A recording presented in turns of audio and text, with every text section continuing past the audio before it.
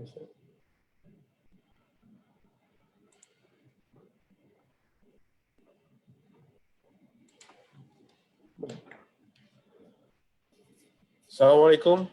A very good morning, everyone, and Selamat Hari Raya.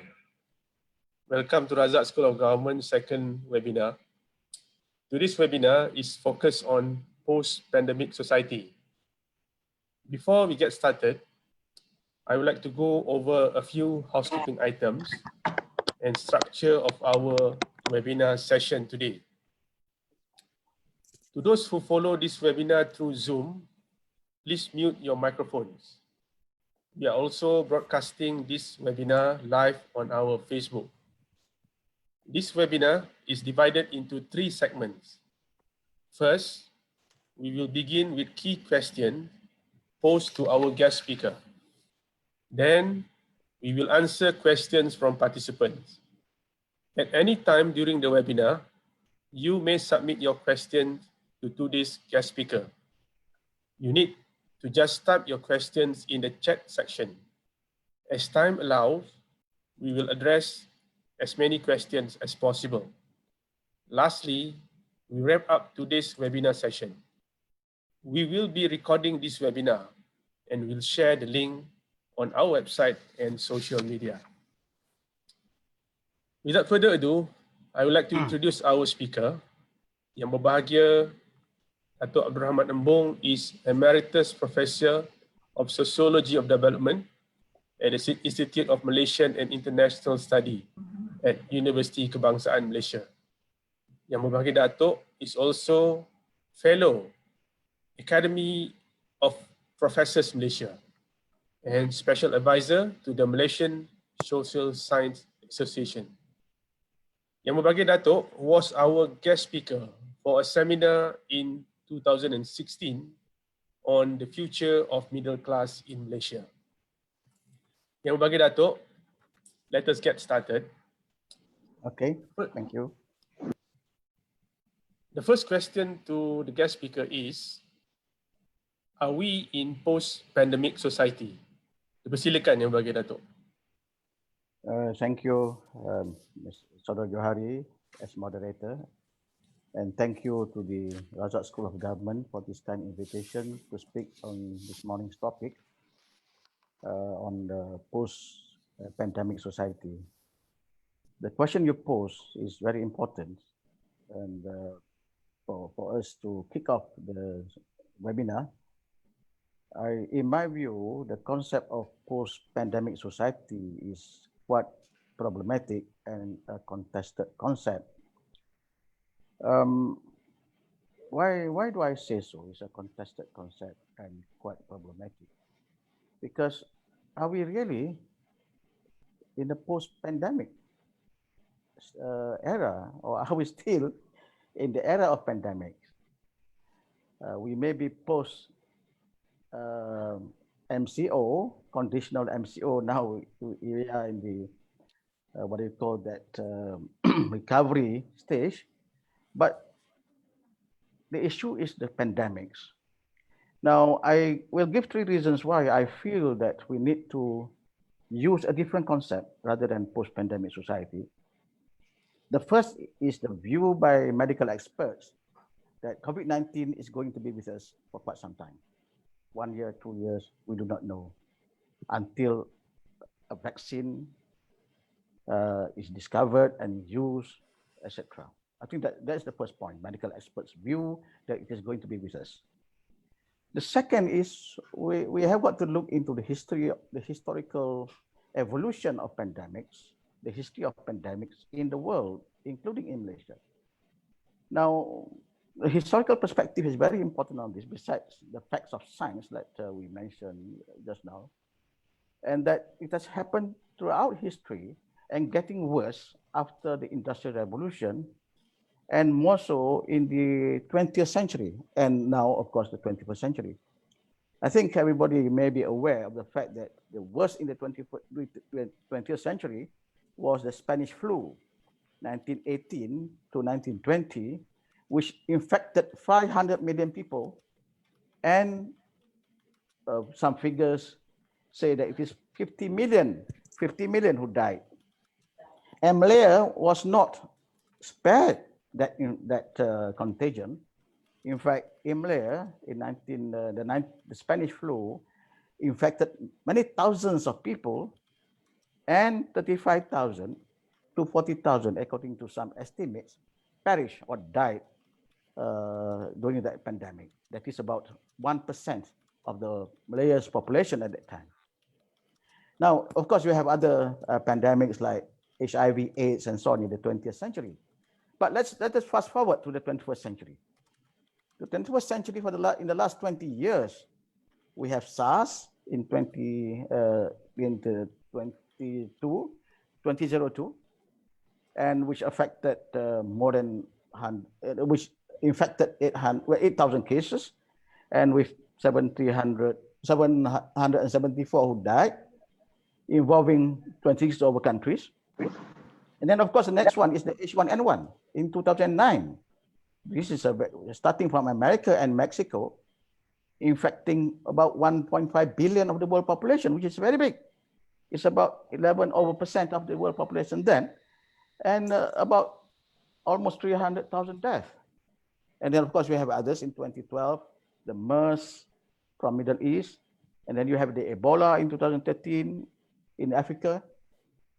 And then, of course, the present one, the COVID-19 from 2019 and more so 2020. And so far, it has affected 7.2 million with over 400,000 deaths. So what I'm trying to say is that in the 21st century, in the last 20 years, in 2 decades, there have been 5 pandemics. 5 pandemics in 20 years, which is very frequent. So it is that fact, that historical fact, that I'm putting forward to suggest that it is not a post-pandemic society. So if it's not a post-pandemic society, what kind of society are we then? I think we have got to look at a concept which is not really new, but a concept that has been introduced about 30 years ago, called the concept of risk society, introduced by the German sociologist and social thinker Ulrich Beck, and it is tied up with high modernity, introduced by Anthony Giddens at that time. So I think the concept of risk society more or less describes the character of our age. What it does mean is that after the Industrial Revolution, with unbridled consumption, destruction of the environment, mobility of peoples, and so on and so forth, risks have become embedded in the structure of society. Such as what kind of risks? In environmental destruction, climate change, natural and man-made disasters, epidemics and pandemics. We have wars, conflicts, terrorism, state-sponsored and non-state terrorism, market failures, collapse, and so on and so forth. And you may remember that into 2011, there was a tsunami triggered by the earthquake in Japan, and then it impacted upon the nuclear plants there, and we have got nuclear radiation. So that's what it means there. That means risks are already embedded in the structure of society, and it is better for us to describe the present society, the society in our epoch today, as a risk society rather than post-pandemic society.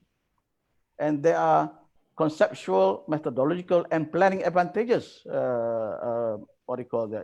by adopting that concept.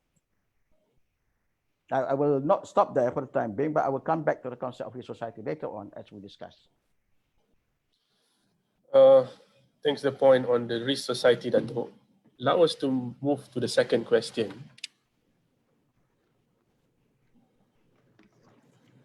The second question to the speaker is, what are the main impact of COVID-19 on society? Yang bagi Dato', what do you think? Well, there are many impacts, manifold, multi-layered and multifaceted, both direct and indirect. But I will just focus on four four main impacts in the interest of time. The first impact is the direct impact on public health and the public health sector. In terms of public health, I mean, the nature of COVID-19 is a bit different from the other kind of viruses that we have experienced before. I mean, it spreads very fast across communities, across state borders, and in no time, it became a global pandemic. Well, that is the nature of the virus. And it is unseen, it's considered as an invisible enemy, etc. But what I'm talking about from the point of view of people, of members of society, is that if you contract or if you are infected by the virus and you have to undergo treatment, we have to be confined. We have to be isolated in isolation ward, and we do not get any visitors. And even if you perish, you know, people, your family, your friends, etc., cannot accompany to the funeral, to the grave, to the cemetery. And that is very upsetting, except for only a few members of the family, together with the healthcare frontline workers, can do that. So what I'm trying to say is that COVID-19 has such a tremendous, what you call that, psychological impact upon people. It's fear, it's instilling fear upon people. It's creating trauma, especially in families whose members are affected by it. It also creates stigma and social avoidance. So in other words, it undermines the solidity and the social cohesiveness of society. Now, that is at one level, at the level of society, of people being afraid to be infected by this virus. And at the level of the healthcare system and our governance system, of course, it puts the system under great stress. The healthcare system was under great stress. The various other systems on the front line were under great stress, and we were told to stay at home. They do the work for us, but the system has been under stress. But fortunately for us in Malaysia, the health ministry and all the frontliners together with it have done very well. And thanks to their very outstanding work, very good impacts, very good results, and we have now entered the recovery stage as announced by the government last 2 days, and data shows that we are now in single-digit figures, and hopefully we can go to the next phase of normalization. Now that's the first impact. The second impact is the measures implemented to cut the COVID chain, and the MCO, the Movement Control Order, which is in fact, in reality, it is a lockdown, partial or not partial, whatever we want to call it. A lockdown on the whole of society, on the whole of the economy, except for essential services and on institutions. So I'll take 3 examples of this lockdown. And the first is, of course, the economy. Now, I'm not going to talk about the economic impacts per se in terms of figures, but I'm going to talk about the aspect of people in the economy.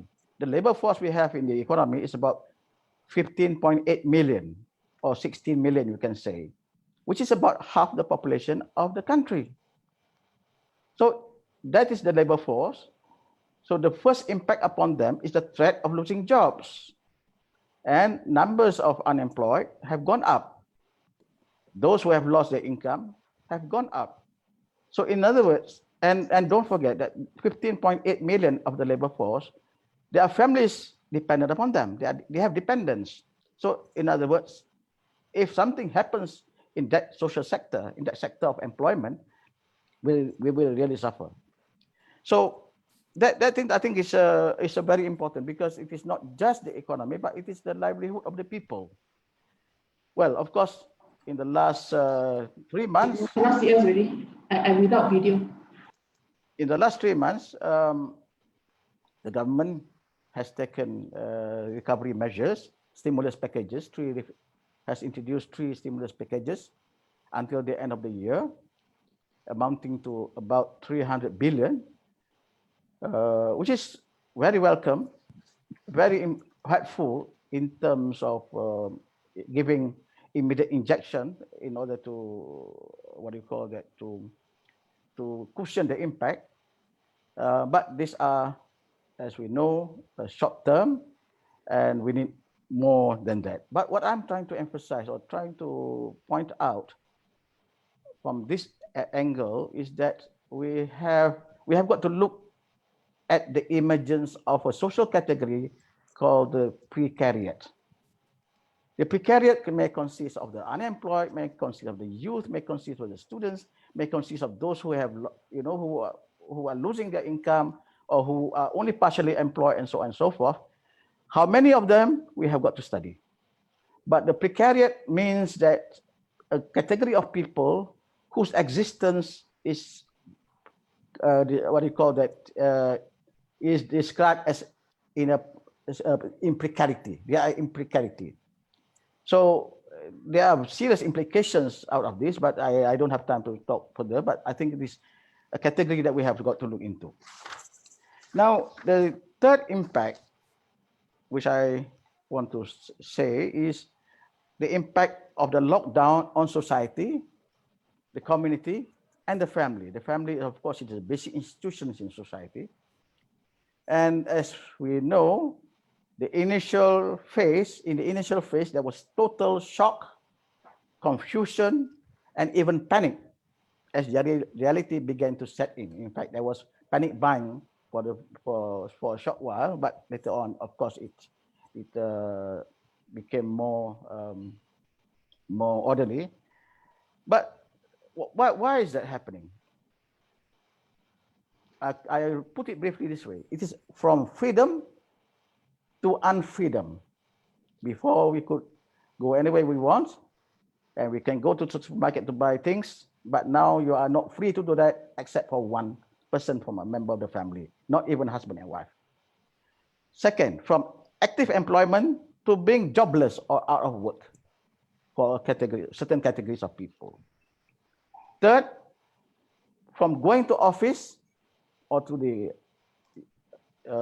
work to staying at home, work from home, and you have got to have the facilities to work from home. And four, and this affects everybody, from flexible space in and out of the home, into the community, into the public domain, we are moved to a rigid, confined space at home and forced to stay at home. These are impacts on everybody.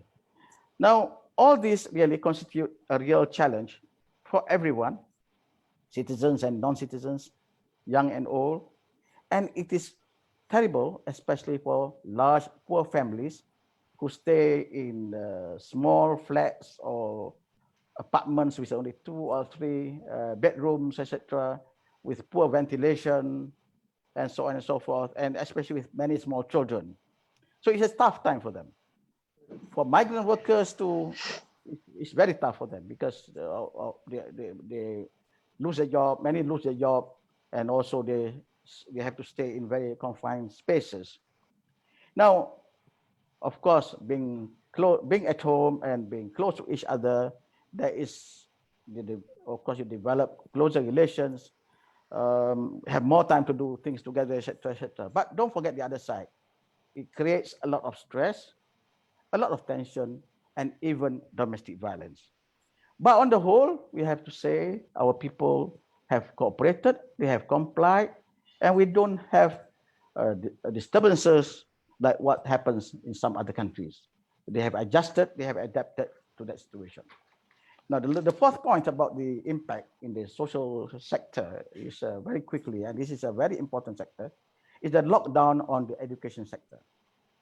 Now, if the economic sector involves about 16 million, the education sector is a huge sector too. 7 to 8 million of the young people who are yet to enter the job market. 7 to 8 million, which is about 1/4 of the population. The figures may vary, but that is roughly the number. From preschooling to primary and secondary schools and tertiary and with about 500,000 teachers and so on. So this young population is grounded. They have got to stay at home. And that is, we know the character of young people, especially for young kids.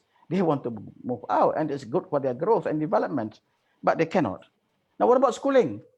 No schooling, but you are not free from lessons.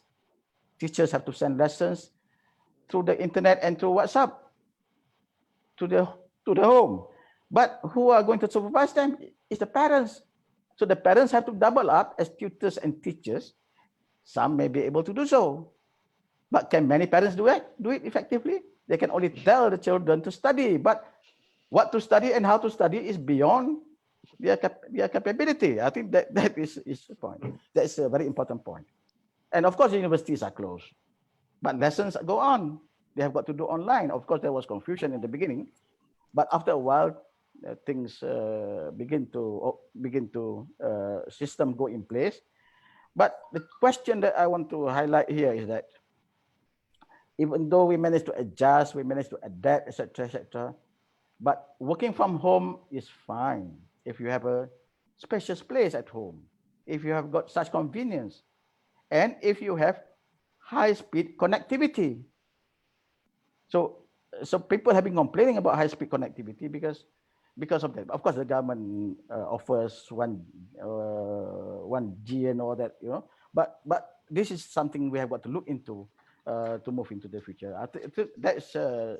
Chairman, more or less the 4 impacts briefly that I can share with you and with the audience. It's a very interesting point that you have brought up, Dato'.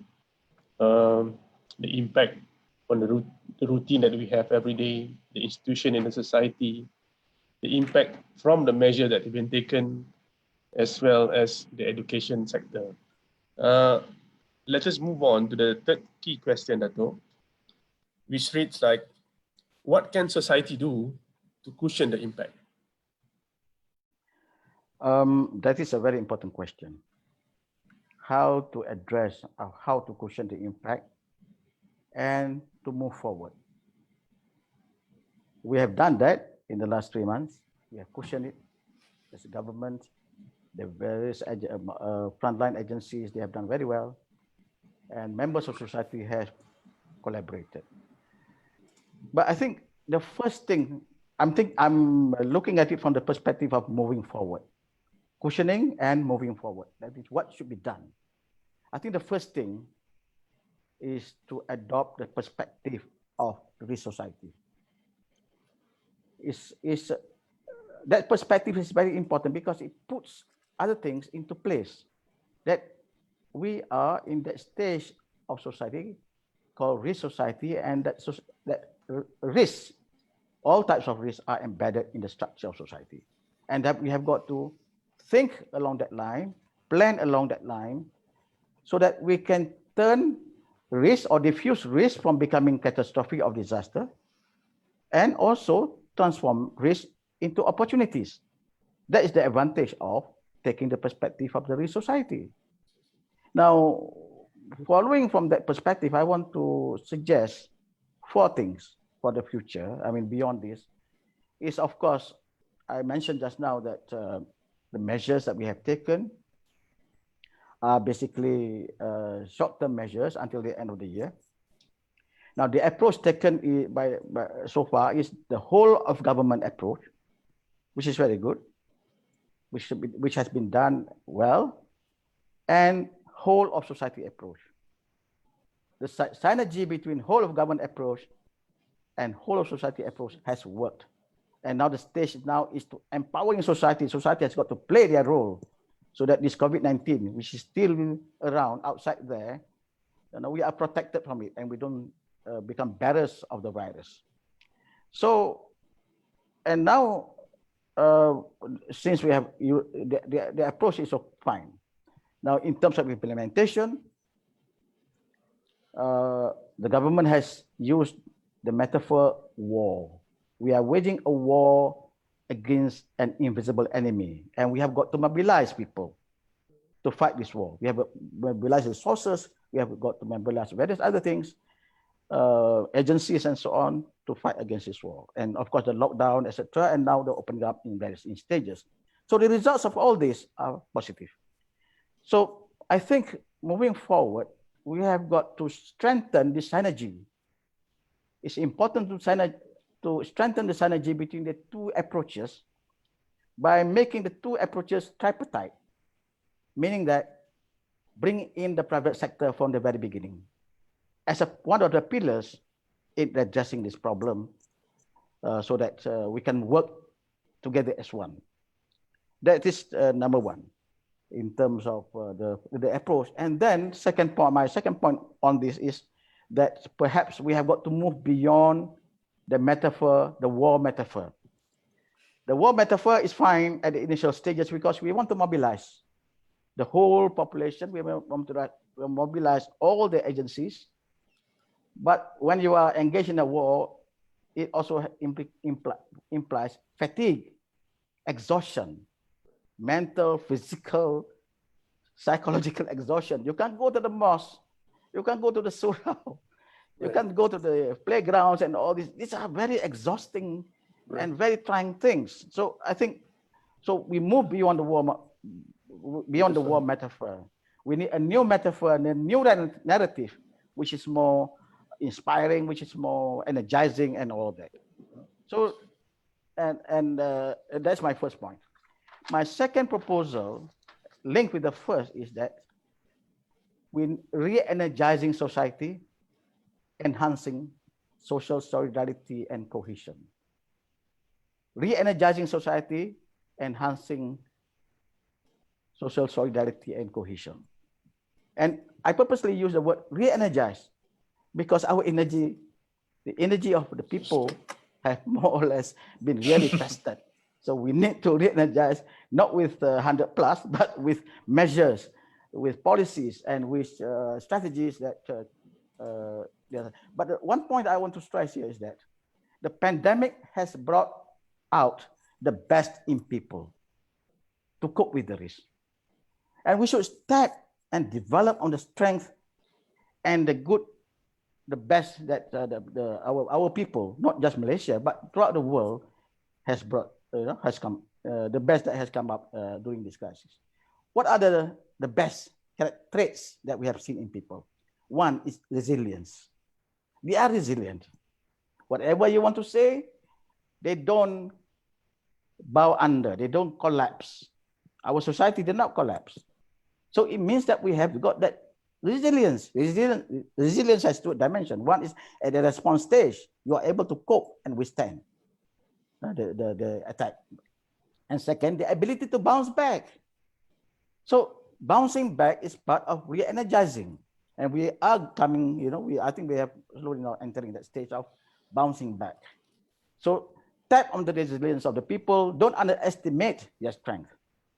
Number two, which I think is also very good and very touching, is the caring and sharing part shown by people, irrespective of whether you are Chinese, Malays, Indians, Islam, Muslims, and whatnot.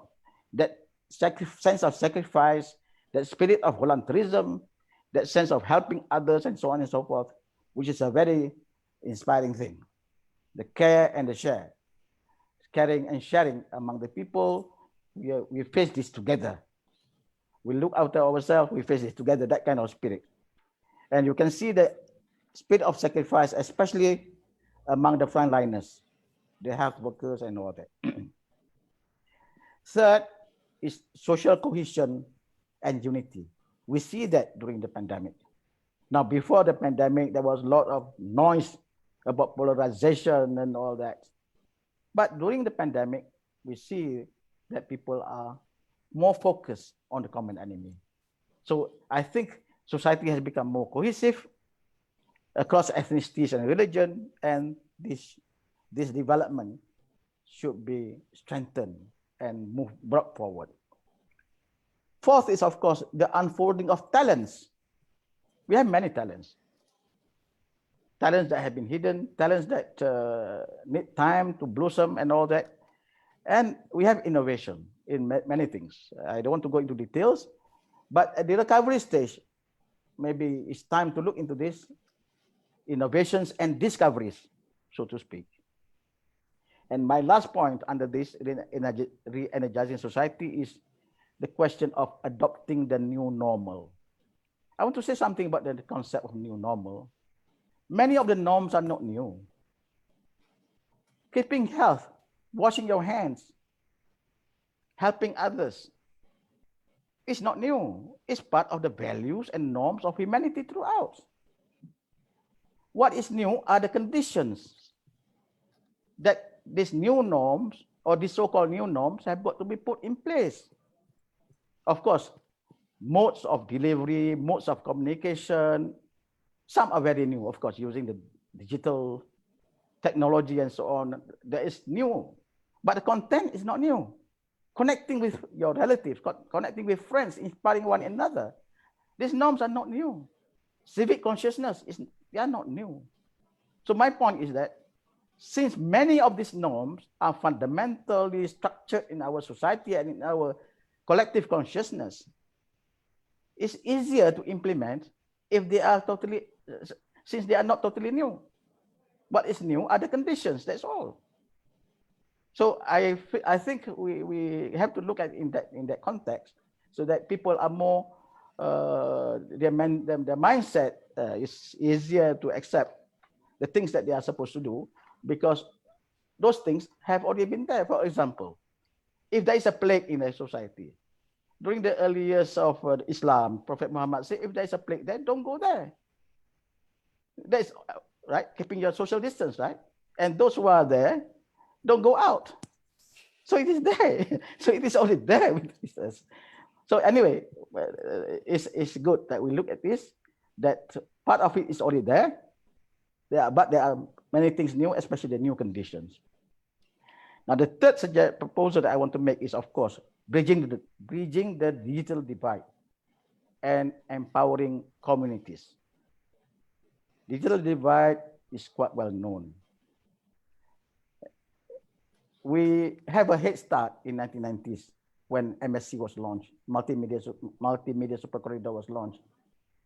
And even Jack Ma said that he was inspired by Malaysia. Now we really have got to capitalize on what we have done. And our National Fiberization and Connectivity Plan 2019-2023 must really put in place, and 5G must be put in place very fast, and make sure that there is good governance there. I mean, I don't want to comment on this, but that is a thing that we have got to look at. And the communities that we are talking about are not just grassroots communities. Communities of practice, professionals, communities of learning communities, students, grassroots communities whom we want to empower to participate in e-commerce, to migrate to e-commerce platforms and all of that. Now we need a high speed connectivity, but not just the high speed. It has got to be accessible throughout the country, in the cities, in the towns, in the rural areas, and in the interior. I think that's very important. And it has got to be affordable. It has got to be affordable, not just the internet, but also the other related infrastructure like power. People have been complaining about the power providers, electricity providers, because of the bills and all that, and things like this have got to be looked together as a package and not just as ad hoc, rather than but must be integrated. And of course, we have got to look at the quality of the devices.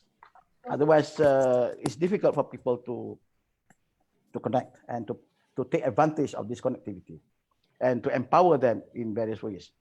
And the fourth proposal that I would like to make is the need to rethink our cities, our urbanization plan, our city planning and all that. Because urbanization is a mega trend in the world today. We can't stop it. And in fact, today, 55% of the world population live in cities. And by 2020, we expect at least 65 or 66% of the world population to live in cities. And Malaysia is highly urbanized, 76%, perhaps 80%, from 25% in 1957 when we were independent to almost 80% now. And even the kampongs, they may be called, we may dream of it as rural areas, but are they really rural? With lots of cars inside there, and with all sorts of facilities. Geographically, they are rural, but in terms of other things, they may not be that rural. But whatever it is, what I'm trying to say is that we have got cities, we have got urbanization, we have got people concentrated in cities. And Klang Valley, Kuala Lumpur, and the greater KL region, the Klang Valley has about 7.2 million people, 70.2 or 7 to 8 million people, which is about 1/4 of the country's population, of the national population. And mega cities in the world, including big cities like Kuala Lumpur, are very vulnerable to pandemics, very prone to pandemics. So look at New York. The worst scenario in America is, of course, in New York, the worst incidents. Jakarta, Manila, and many other cities. So, and even in our country, though the Klang Valley has only 1/4 of the country's population, but the incidence of COVID-19 is half. 50% of the incidence of COVID-19 in Malaysia is in the Klang Valley. If you look at the map, you can see clearly the red dots are in the Klang Valley. So what I'm trying to say is this: can we go on like this? Can future cities be like this? Can our future generation live in cities which are prone to pandemics if we accept the risk society perspective? So it's time to rethink, perhaps control the size of cities, improve the facilities, the spaces in the cities, and seriously work the concept of livable cities. Green cities, livable cities, smart cities, cities which are friendly to its inhabitants in terms of housing, the green lungs, and other things, and reduce the sharp contrast between the rich and the poor. That's Mr. Chairman. Those are the 4 proposals. You made very good points, Dato', that reflects the reality of the day, that there's a need for us to find a new metaphor to re-energize the society and to ensure that the society bounces back as a whole, cohesively. Dato', as you making your sharing just now, we have started to receive string of questions from the participants, and they are still streaming in. We will try to pick up as many as possible to have a brief response from you. The first question comes from Mr. Vigneswaran. Professor Dato', could you please share your thoughts on how and why join World Bank Group solution, which comprise of public-private, to development challenges are so important in the post-COVID scenario?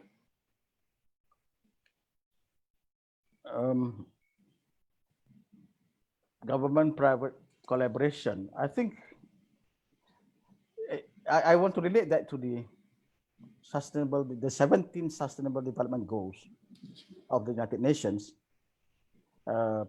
adopted in 2015, and which Malaysia has adopted as the big narrative, the mega narrative until 2030.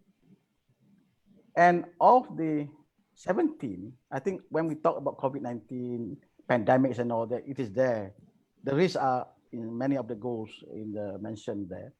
But if you look at the goal 17, it talks about partnership, global partnership, national partnership, local partnership.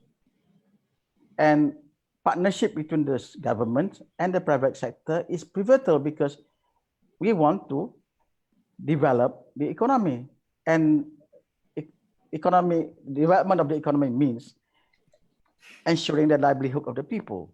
But what I'm suggesting is a tripartite: the government, the people, and the private sector. None should be left out, and each has got their own important roles to play.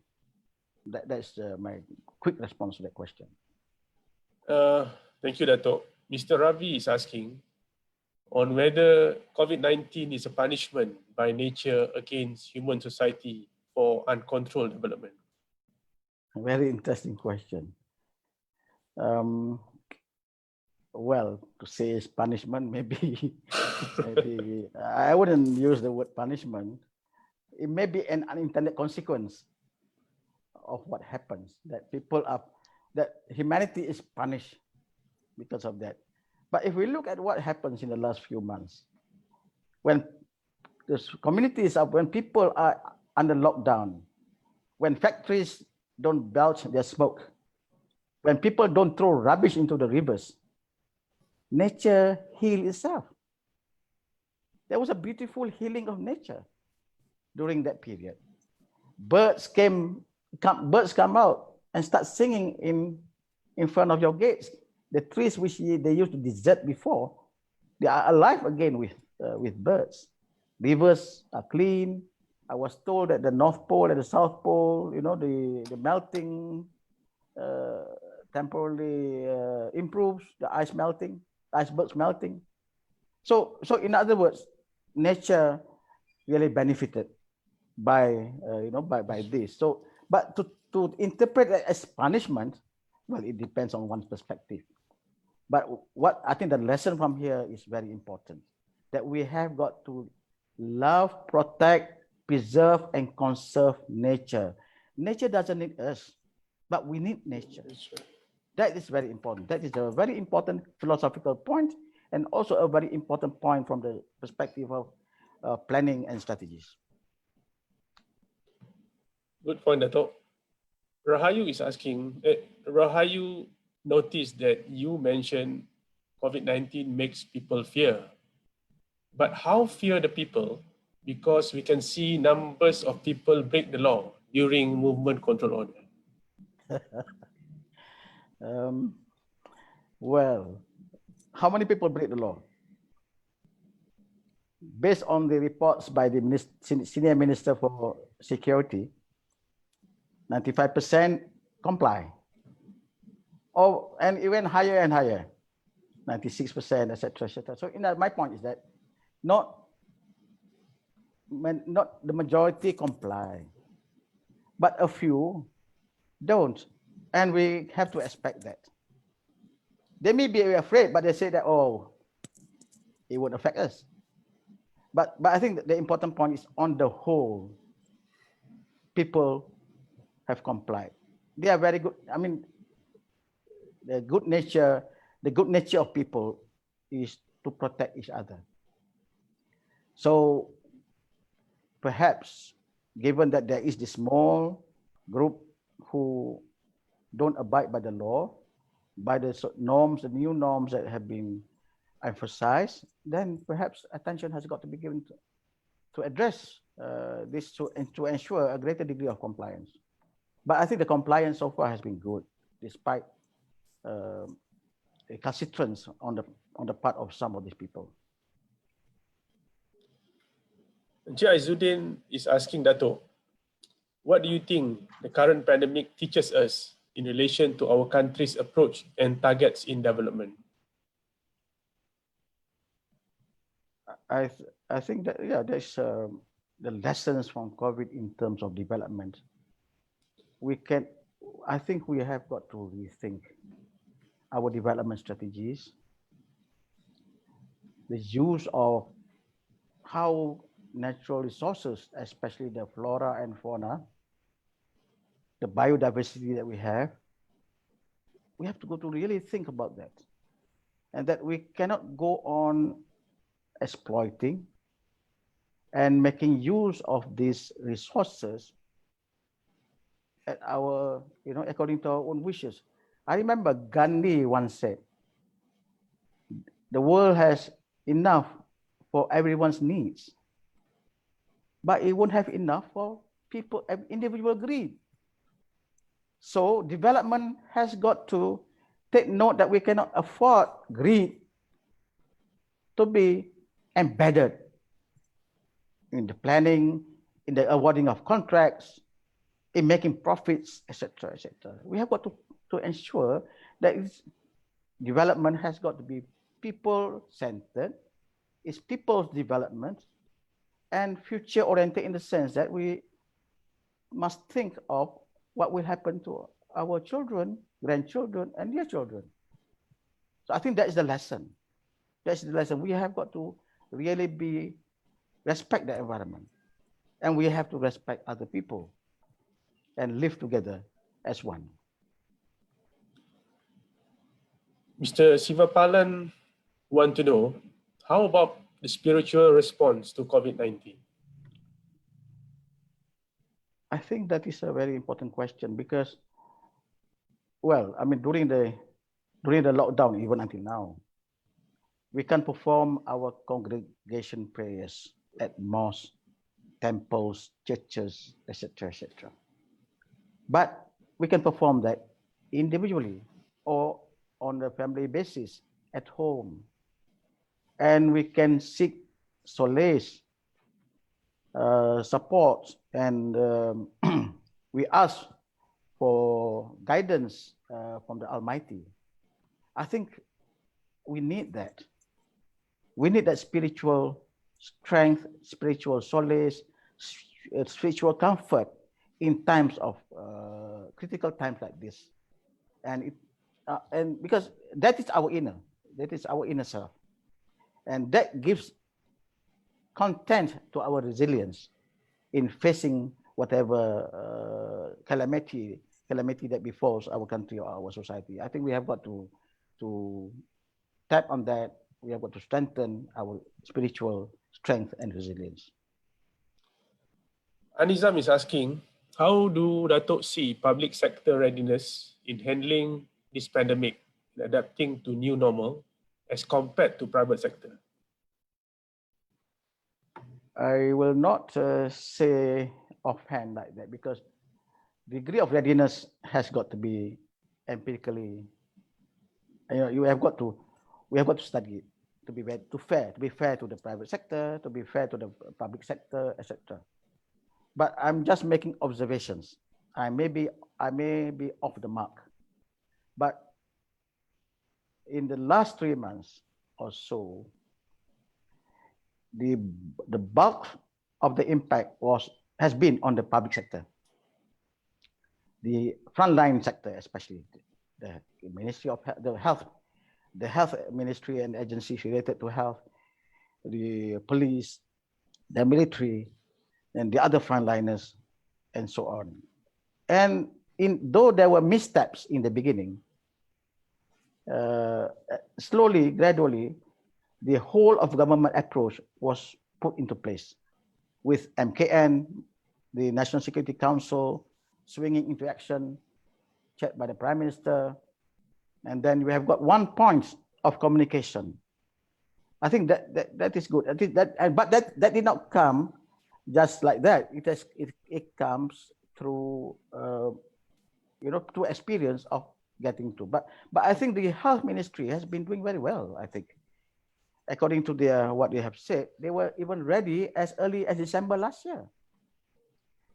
And the professionals in the health ministry should be really given accolades, because the system they have in place there is resilient, come what may.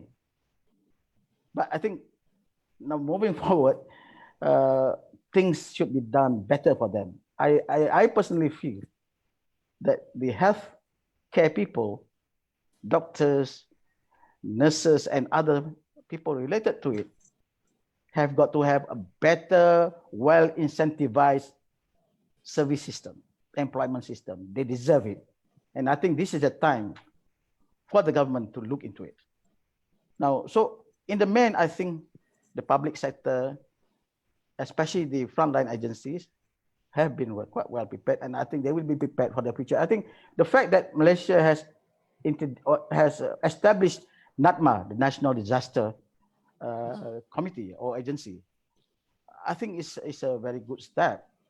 And I hope they will, and I trust they will learn from this. They will institute the early warning system. We need an early warning system to be put in place, and they may have done that. But we can look into this. That means an outbreak of pandemic anywhere is an outbreak everywhere. We have got to take that attitude. The outbreak may be in Africa, but watch our borders. It may come to us. So that early warning system has got to be, and we need big data for that.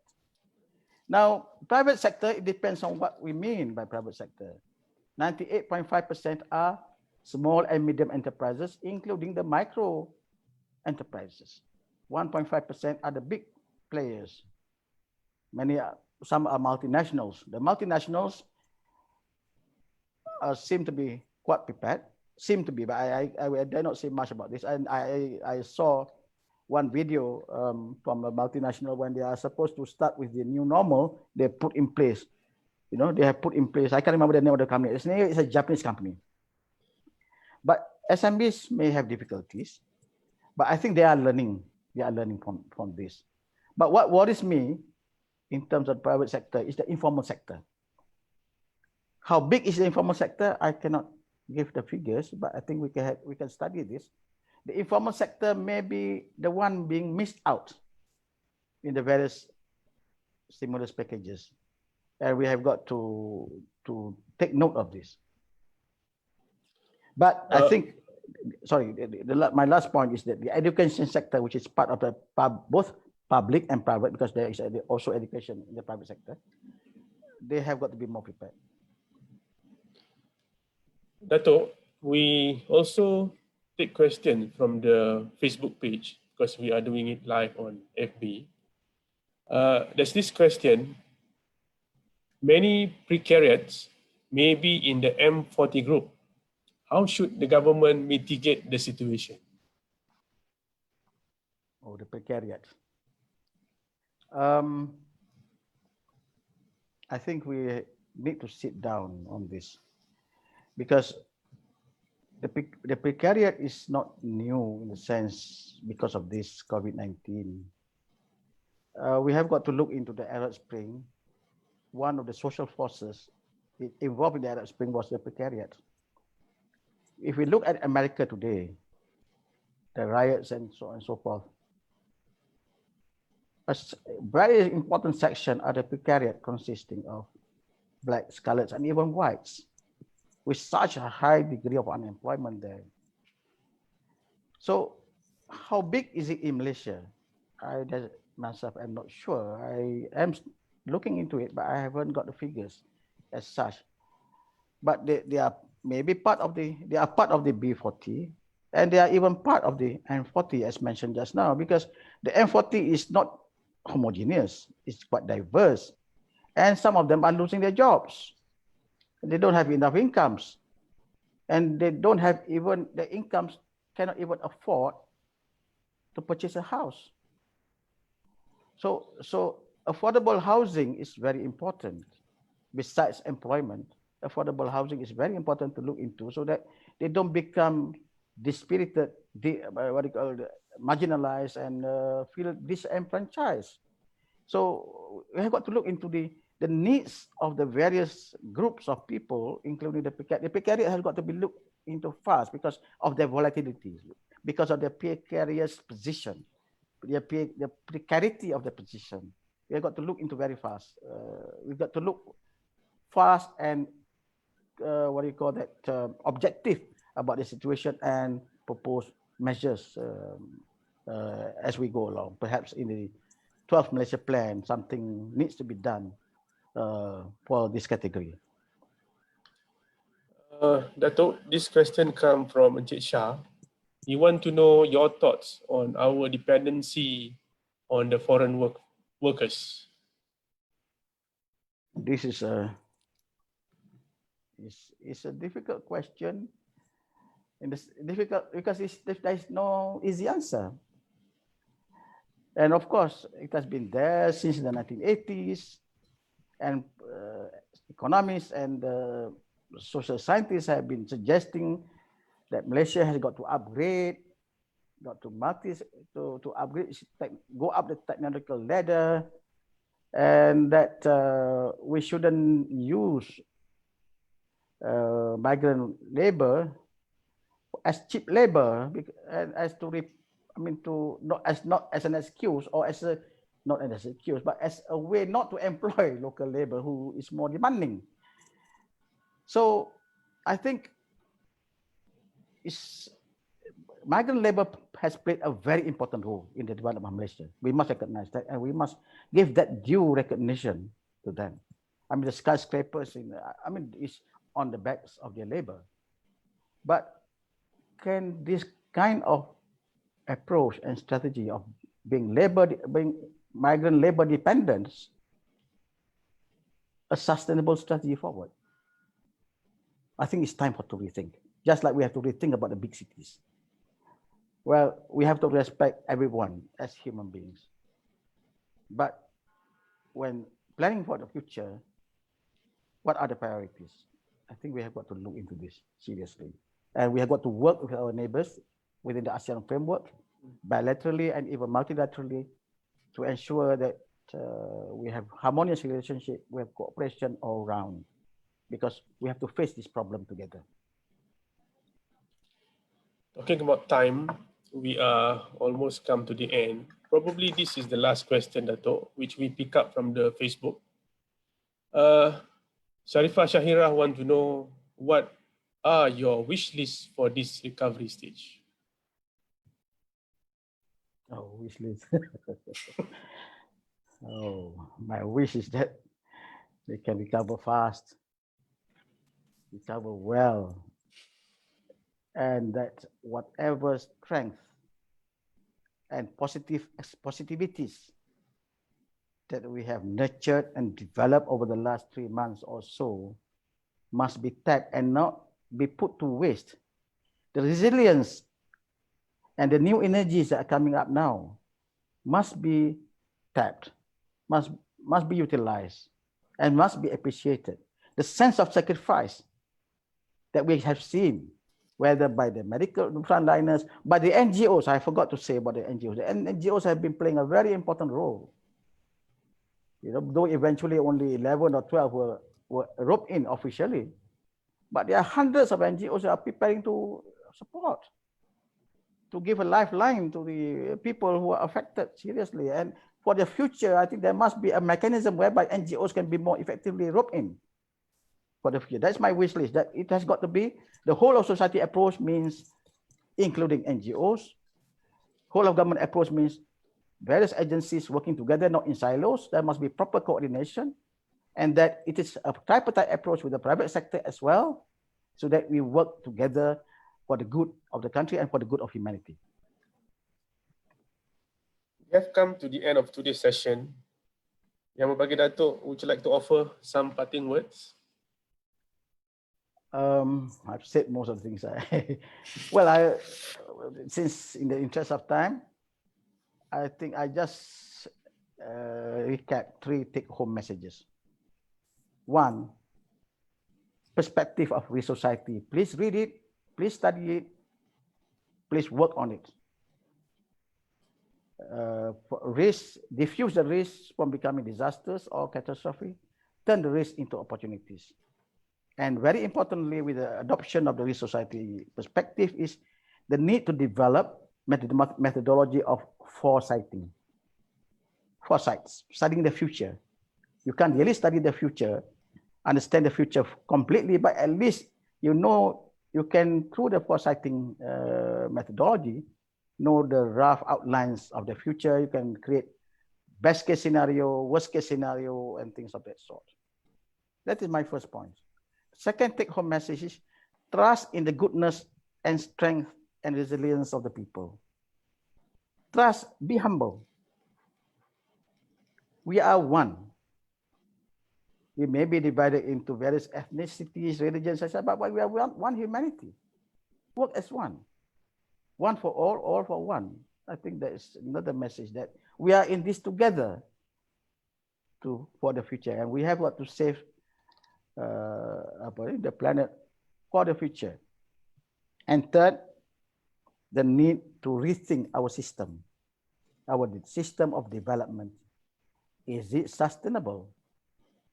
We have got to have an inclusive, sustainable, resilient, humane system of development, and ensure that the discontents emerging from the development strategies and plans for the last many decades since 1950s be put to rest. Respect nature, respect humanity, respect the marginalized, the indigenous peoples, and so on and so forth, respect women, uphold gender, justice, etc., and develop. I think it's time to think through for a real humane system, a globalization that is human guided, a globalization that works for humanity. Those are the three take-home messages that I would like to share with the audience. Thank you very much. We would like to thank Emeritus Professor Datuk Dr. Abraham Nembong for spending time with us today. Datuk, kami di RSOG sentiasa mendoakan kesihatan Datuk. Terima kasih. We also thank the participant for taking part. We value your views and feedbacks. We apologize for any shortcomings. Please like us on Facebook and follow us for future session. Till we meet again, please take care, stay safe, and thank you. Assalamualaikum. Waalaikumsalam.